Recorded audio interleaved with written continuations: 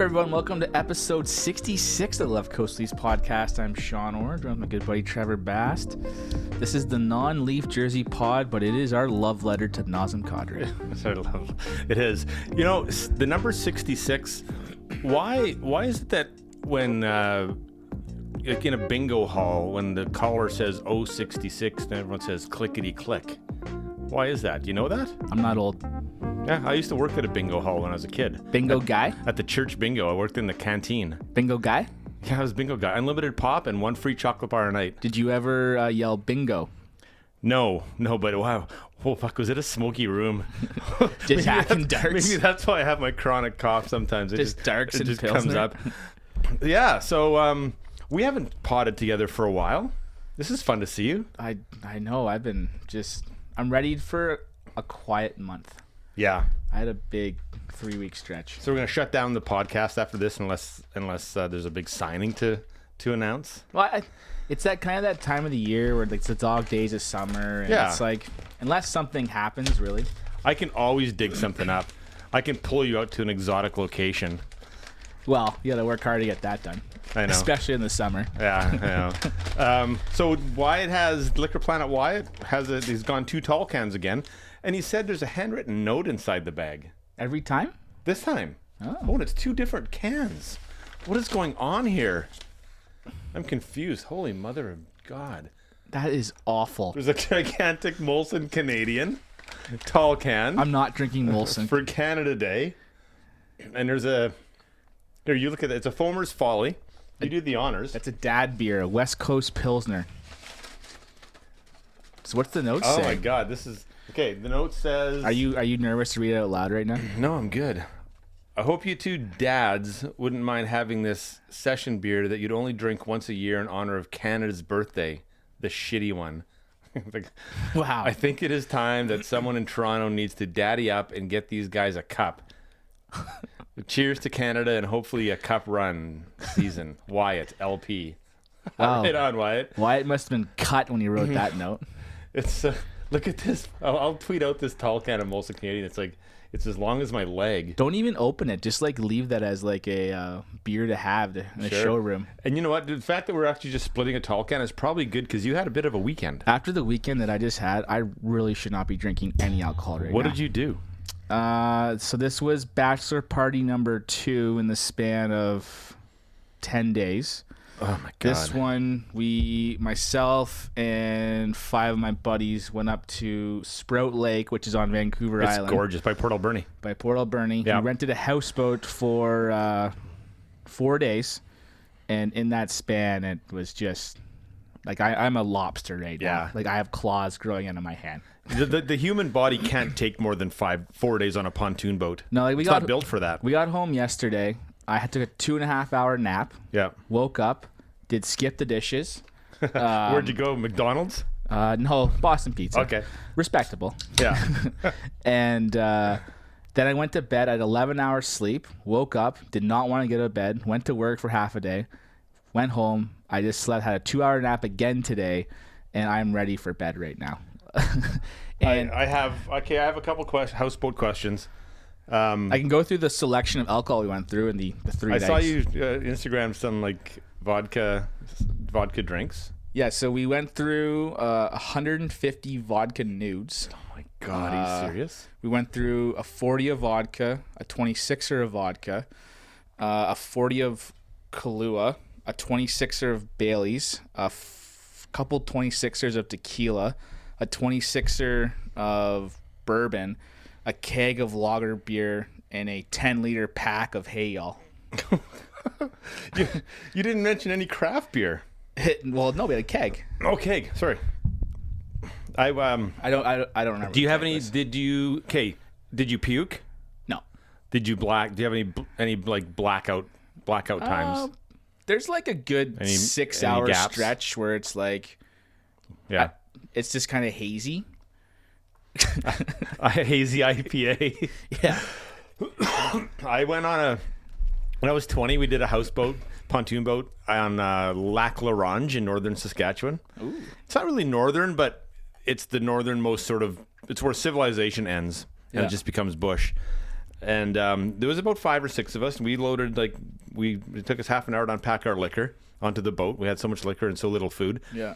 We had a buddy, we dared him to eat a night crawler. A live worm. A worm. Yeah, bait. And we give him $50. And we videotaped it. And he... Well, like a VHS video camera, man. I brought it along. Yeah. And he ate it. It went down, but it came back up. So we didn't give him the $50. It's awful. Friends or not good friends? Not good friends. Was it stipulated that he had to eat it? Well, there's no conditions going in, but we decided it wasn't really, he didn't finish the job. We made digestion a condition of the dare after the fact. Fair enough. But for me, it was unreal weekend. Did most of the cooking up there. It was great times. And you'd have there'll be a few times in July, but just going to now take it easy in the sun. So where were you when you saw the Kadri news break? I was driving back from Port Alberni. Passenger or driving? I was the driver. So you didn't see it until... One of my buddies... It broke at 4 p.m. our time. One of my buddies told me. Okay. Did you want to pull over and start scrolling Twitter? Or no, did you pull over and start I did not want to stop. I just wanted to get home and go to bed. Yeah. So that's a pretty big blockbuster trade. That is a legit hockey trade. Yeah. My initial reaction was when I was told to me was I was a little bit sad because Naz was for a long time, like 10 years with the Leafs. Yeah. He was like that first round draft pick in the Cap era where it's like, we have a chance to have someone great here. Mm-hmm. We need to develop this player. We can't trade him. He was one of our first drafted and developed players when we really didn't do that for 30 years. No, right? No. We just decided that wasn't important. No. And for me, with Naz, his ability to play on the line and cross it from time to time that put fear in other opponents, but also knew they could get him. But he was just, I love Naz like that. It's sad to see him go. I would never boo him. I hope they give him an unreal standing ovation. Oh, they will. Video tribute. Yeah. All the love for him right now is genuine. It's not like when you just there's an outpouring of social media for a guy who's been there a year. That's kind of fake. So not like a Kevin Durant getting his jersey retired by the Warriors after 3 nobody years. will wear 35 again. Well, yay. I think can't wait for that ceremony. With Naz, I think he's genuinely sad right now. Like I don't think he wants to leave Toronto. No, I don't think so. And like Bozak, he will probably win a cup with Colorado. Well, maybe if they have a good team. That defense court keeps developing with Makar. Yeah, he's a stud. Yeah. So do you think that trade was decided on moments after the cross check to DeBrusk's head? I think it was. Do you think he was never coming back? I think it was inevitable once we signed John Tavares because Kadri is not a third line center. He did struggle in that role. He is a second line pushing first line center player. Yeah. And he's a guy that should play against the other top line.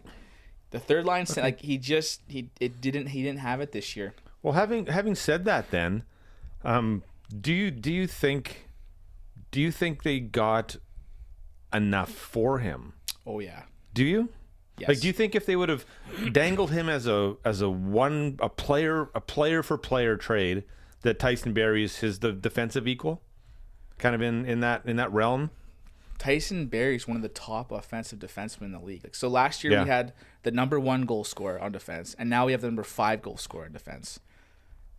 That's pretty good. Yeah. And not only they ate half his contract too. Yeah, that was the clincher. Is he a right-handed? Not just. Is he a right-handed Jake Gardner? He's better right-handed Jake Gardner. You think so? Well, Jake's getting older and he's hurt. Yeah. It's once your back starts to go that's not good. But for me, I think what made if it was just Kadri for Barrie straight up, good trade. Mm-hmm. Mm-hmm. Getting Alex Kerfoot, I'm a big Alex Kerfoot fan. I guess the term, yeah, we can talk about him in a minute. Yeah. The term, I guess the term isn't even. Barry's a UFA. We have Barry at 2.75 this year. For this year. So we better make hay this year. Well, because he's going to want to get paid. Can we beat Boston? Yeah. Probably not. Boston did nothing. Nothing yesterday. They don't have to do anything. They're top. They're top. I don't know. They're aging. Their top four is legit. They have the best line in hockey, and when their goalie gets hot, he's a top 5 goalie in the league. Everyone else in the division's coming. Until we actually beat Boston in a 7-game series, I am now not. I'm putting nothing. Like I would just assume Boston's going to beat us every time we play them until we beat them. So do you think Babcock is like sitting there like really stoked about his potential 6th defenseman that he's going to play this year? I think he's a big smile over Cody Ceci. You think so? Oh yeah. Do you think that Riley Barry could possibly work as a pairing? I think maybe, but I'd possibly would like to see Barry play with Muzzin. Yeah, I think that's where it's going to land. And I think Dermott goes to the first line. You think so? Yep. Well, what if he might not be back, but till September. Till I will November? hate to see. I do not want to see CC play in our top 4. Like I think if we play him in a third pairing D role, I think he's going to be outstanding. Yeah. I think he got screwed over in Ottawa with how he got deployed.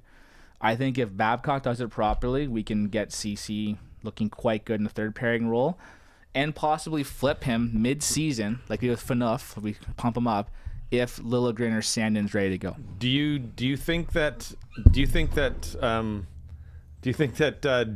Babs thinks enough of Dermott to play him 23 minutes a night with Riley? Yet? Not yet. Yeah. I think it's going to be... I think there's still some work to be done on the defensive end. Dermott's right there, though. Yeah. Dermott's so good. Yeah, he is. Like yeah, no, I don't doubt that. No doubt about it. I've just become so looking at everything that comes in has to go back out through the Babcock filter. But remember though, anyway. Morgan Riley finished 4th in Norris voting. We have a unreal defenseman that can skate and score. Who's our 6D? I have that Ben Harper written in as our 6D. You know what? There's like 4 or 5 guys that'll come into camp, and best man gets it. I have a good Tyson Barrie story. Okay. Because he came up in our local hockey association, and his dad Len coached and created these really good teams all the way through midget. And there was a game created these teams. He did. He may or may not have brought kids in from out of district and housed them in the in our catchment area. I can guarantee you though that any player that played here was approved to play here. They had fucking 11 guys bantam drafted off their bantam team. It was amazing. Pretty good. Yeah, it's pretty good. Anyway, so I want to say this was a first year midget game. Might have been second year bantam. I was at Bear Mountain Arena watching them play. And I mean, Tyson was he was then what he is now. Just a riverboat gambler, defenseman. That's how his dad wanted to develop him, because he knew that that's where he would make his way, and he was right the whole time, and he fulfilled it. But he was last man back, and he did a toe drag at center ice. He got his pocket picked, and the other player went down and scored. This was in the second period. So they go underneath for the ice clean in the second intermission. You heard Len just fucking lighting him up in the corridor underneath, and Tyson didn't come back out for the third period. Undressed, done for the night. It's that's a very I've heard that story. I've heard many times. I was there for it. It was quite we were just laughing. Not like that actual story, but just like that scenario playing out. Yeah. So anyway, I'm glad we have them. I don't know that our defense is, like upgraded big time. Like we didn't add a Petrangelo or something like that, but I'm happy with the way all that stuff went down. But would you have traded Kadri? Though basically it would have been like the fact that we got Kerfoot though is what pushes this trade over the top. Yeah, let's talk about him. What do you think of him? Stud. Is he our third line center to start the season? 100%. Yeah. Unless Bab falls in love with Spezza. Yeah. Well, that could be if he can just make a toy out of anybody, it's going to be Spezza, because Dubas has stripped the tickle trunk. There's nothing there for Babs anymore. The thing is though, like Spezza's signed at under the league minimum Great for deal. putting a contract down in the minors. Yeah. If Babs doesn't do what Dubas wants, Spets is gone like that, and it means nothing against our cap. He was 58% in the faceoff circle last year. That's why he's going to play a ton. Can he kill penalties? I don't know. Smart. Is he fast enough, though? Yeah, I don't know. Would you have Mitch Marner kill penalties? Yeah, well, yeah, no kidding. And but I really like Kerfoot. Like the guy went to Harvard, and he killed midget hockey in BC. We've talked killed on the here BC Hockey League. Talked on here before. He is Yeah. my most favorite Yeah, we brought him up midget age randomly one time. hockey player Yeah. I've ever seen. When he was 16, he played with Sam Reinhart, and he was incredible. Now we have because I think he beat all of Ryan Nugent Hopkins' major midget records. But he played 2 years midget though. Okay. He did it as a second year midget age player. Okay. Not Yeah. Nugent Hopkins was first year midget age Right. player. Yeah. But And then a kid this year beat their records, I think, right? in goal scoring. Goal scoring, yeah. Yep. So, He's dynamic. Like I remember watching because I watched lots of Colorado in the playoffs this year. yeah. He's a dynamic player. He'll play on our second power play, and he has great hockey vision. Just like he's a good puck mover. He's a smart kid. Yeah. He went to Harvard. Like, I know. And then he did all 4 years. And he Yeah. actually was drafted by New Jersey and didn't sign, right? correct. And then Colorado was a free agent. I think with Kerfoot, that is such a coup too to get him. He's 24. We have him an RFA years, 3 more years. I think if he has a good year, you could look at a Kapanen Johansson type contract of 3 to 5 years. Yeah, I can see that. A plug and play. And Yeah. I think that if he can do, like, he's put up 45 points the past few years, almost got 20 goals. If he can fill that role and play on our power play too and chip in there, it's an unreal trade. Yeah. Yeah. I think 5 years from now we look at this trade where you don't really remember Tyson Barrie that much. I'm saying that because I don't think he resigns here because it could be too expensive for us because he's that good. It'll be the Alex Kerfoot because he'll be on our team for a number of years. He should be. Come. Yeah. Because Yeah. I think Tyson Barrie is going to be command $8 to $10 million as a UFA, and I just don't know if we can afford that. Yeah. Because Riley guys to get paid in a few years, and Yeah, I mean, guys have been coming, like some guys are coming in less than you think they're going to come in, and some guys have been coming in at way more. It's so dependent on age and all kinds of, and term and all kinds of stuff. So who knows?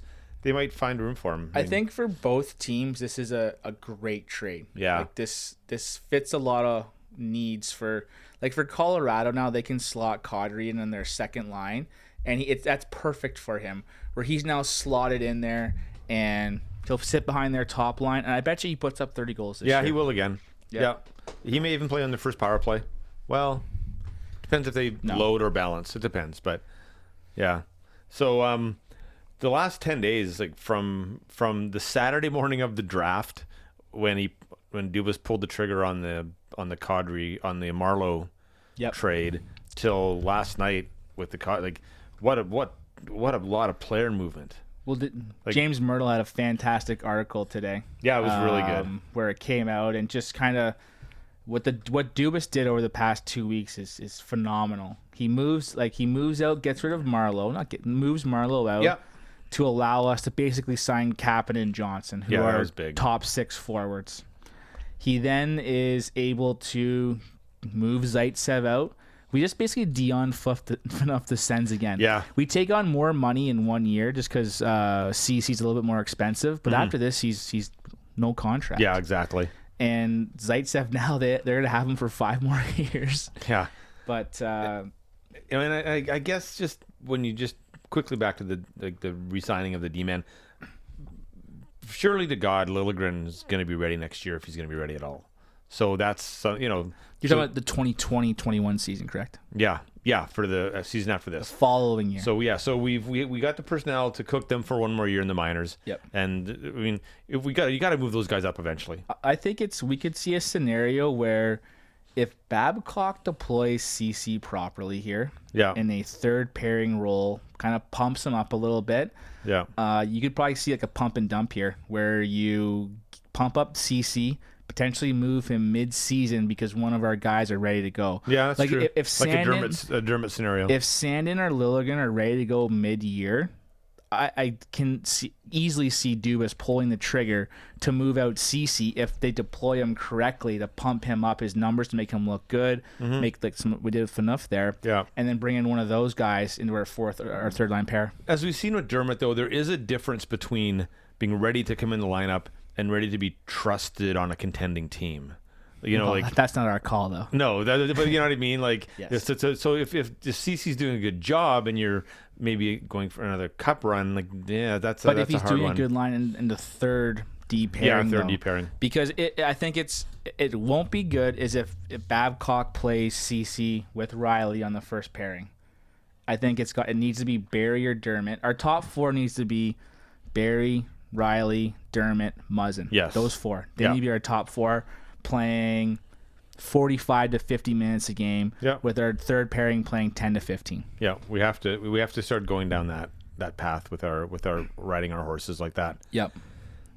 So let me just read this in, like, players in: Barry, Kerfoot, CC, Harper, Spezza, Shore, Agostino.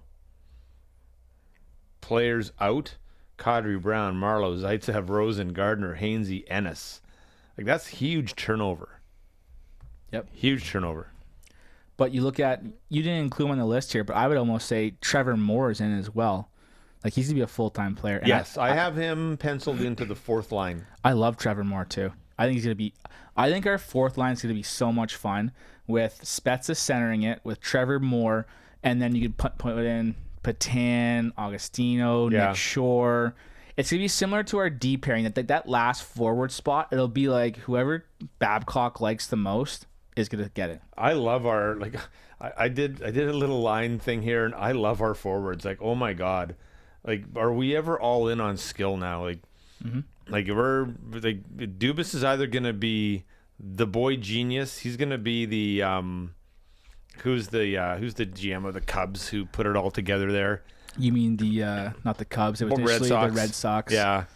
Crap. Keep talking on. Yeah. Or he's going to go down as a kind of a failed experiment. But no, he is. We're all in. I know. We are all in. So I got, like, here's our forwards. Theo Epstein. Yeah, Theo Epstein. Yeah. So we got Matthews, Johnson, Nylander. Tavares, Hyman, Nylander. Or Tavares, Hyman, Marner. Kerfoot, Mikheyev? I don't know. Yeah. I think he's going to get a chance to start on the third line. With who? Kapanen. Okay. And then Spezza, Agostino, Moore. Because I think that Mikheyev guy is one of those guys that he's our Lindholm, he's our Borgman, the guy that, you know, the coach wanted. He went and got him. Gets moved out mid-season. And none of them are sticking, but, you know, I think you never know. So, what else is there? A lot happened. I think we need to. The thing that we had to let still play out, though, that is the huge, like, white whale in the room. Yeah. Is Marner. Yeah. This all hinges on what happens with Marner here, because the way that our cap is set up right now is we don't have that much cap space. What we have is a Nathan Horton contract that's ready for LTIR. And if we don't have Marner signed by the start of the season, we're not into the LTIR because how our contract structure works. So every game that is played without Marner signed, we're eating up cap through Nathan Horton's contract that you can't recapture. So basically, if Marner doesn't sign by the start of the season, he's gone for the year. Like, that's just legitimate. Or he's taking a really bad contract for 1 year. It's way more complicated than the Nylander situation. Big time. I was thinking, like, just give him a 1 year deal and say we'll talk next year. I could see it being a 2 times 8, like $8 million a year. Yeah. Short term. And then come back and, you know, show us 2 more seasons of 95 points and we'll pay you. I think over the past few weeks here, Marner's camp has done a really good job of getting it out in the media that his value is much, much higher than the other RFAs right now because he's comparable to Matthews. which is good on him. Get the most money he can get. Sure. The 31 Thoughts with Friedman and CJ was outstanding. I texted you that. I texted you. Yeah. Oh yeah, I listened to that. Yeah. Where that's so true. Where Marner has the chance to be the greatest Toronto-born Leaf of all time, and that's something huge for people from people from Ontario to like have that status. Like that is like you can't top that. No, at all. I don't know what his end game is. Like, there's too much at stake to not get this done on a team friendly, player friendly contract. I think the number's 10-5. I think Dubas they called the bluff. They said this is what we're gonna offer you, and they said no. We're gonna go and we're gonna talk to other teams. And in that press conference, Dubas said we may have to let Mitch walk and we'll take the compensation. Yeah. And I think he in that moment he called the bluff and got him. Yeah. Like he now makes his agent look terrible because of all the stuff Dreger was putting out there. Yes. And where did that all go? Where's the $13 million contract that was being rumored of being offered? Where is it? Yeah. I know. Yeah, where's the offer sheet? You think somebody would have jumped on it right away if there was going to be one? Exactly. I heard back to our D and our style of play for a minute. I heard, and you mentioned this when you came over today. Like we are gonna really have to. This defense almost demands a change in our style of play. Yes. Because even I was surprised because even on Overdrive today they had Mike Johnson in and they were saying, well, with this D-core, their best defense is holding the puck and moving it, and so they don't have to defend as they don't have to have like big strong defenders because their style of play is possessing the puck. And I'm like, you guys, like, no, it's not. It's actually dumping it out and going and putting 50-50 pucks into the neutral zone and having it come back at you half the time. So no, that has to change. Our style is skating. It's got to be now. Yes. We have to have supporting forwards, short passes, because like Barry wants to jump up in the rush. Riley wants to jump up in the rush, but you can't jump up effectively when your first pass is 65 feet. Yes. Right? Like I think like Vigneault and the Canucks when they made that cup run in 2011, they never rushed the puck without four guys. Like Bieksa, it was their plan. They jumped in. They always outnumbered you off the rush, and I want our team to do that. That's what I want to see. I mean, we're built that way now. We got to do it. Babcock lasts till Christmas. July 2nd, 2019, at the 28-minute mark. You heard it here on the Left Coast Leafs podcast. I feel like you've done this a few times, and it has not come to fruition. No, I've wished it. I haven't called it. So, the dad beer, the West Coast Pilsner, was good. It was good. It was good beer. I am fading, though. You are fading. And so we didn't do a good read on the dad beer. So we'll Foamer's Folly Dad Beer West Coast Pilsner. Pleasant floral and citrus aromas are complemented by bready malt and a crisp finish. This is not the beer your dad will put in the back of his fridge and forget about. No, because my kids will take it and drink it, and it'll be gone. It'll be gone. Mm-hmm. So I would say that the mold has been cast for this team. I like the mold. This is a run and gun team now. Does this team with Marner beat Boston in the first round? Yes or no? Yes. Oh, yes. We're not even going to play them in the first round. They're going to be a wild card team. The Leafs? No, the Bruins. Okay. The Bruins. And Florida is going to go and jump up into their spot. Florida. We're going to be second. Florida's going to be third. Our division now, if Carey Price is back to being Carey Price, Bobrovsky's just like our division is good. Yeah. Like we have no easy. Well, Ottawa, Buffalo. Buffalo needs to get it together. Who's Buffalo's goalie? Not Leonard. Not. He was with the Islanders last year. Who was their goalie? Did they have a goalie? Did they play a goalie? I can't remember. I don't know. I guess they might not be a threat if we don't even know who their goalie is, and they're like our closest regional rival. Yeah. So good on Dubas. I think Boy Wonder is making his mark. I think this might be a turning point in the NHL. I think he's going to revolutionize the game. Well, we need to win to prove it. Yeah. So All right. awkward pause. I got nothing else. I'm talked out and you're fading. We should wrap this up. All right. All right. Oh, hey, before we go, I'm just going to check Twitter. For Kawhi Leonard? Yeah, see if Kawhi signed. The Waj? Yeah. He probably knows what's happening already. No word. All right. Go Leafs, Go Leafs, go.